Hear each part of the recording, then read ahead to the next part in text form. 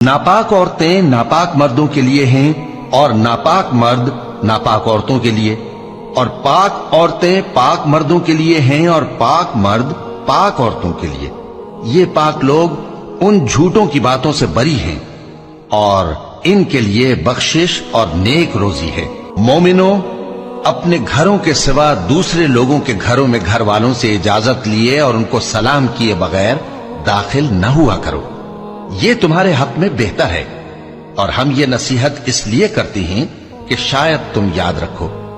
پھر اگر تم گھر میں کسی کو موجود نہ پاؤ تو جب تک تم کو اجازت نہ دی جائے اس میں مت داخل ہو، اور اگر یہ کہا جائے کہ اس وقت لوٹ جاؤ تو لوٹ جایا کرو، یہ تمہارے لیے بڑی پاکیزگی کی بات ہے، اور جو کام تم کرتے ہو اللہ سب جانتا ہے۔ ہاں، اگر تم کسی ایسے مکان میں جاؤ جس میں کوئی نہ بستا ہو اور اس میں تمہارا اسباب رکھا ہو تو تم پر کچھ گناہ نہیں، اور جو کچھ تم ظاہر کرتے ہو اور جو پوشیدہ کرتے ہو اللہ کو سب معلوم ہے۔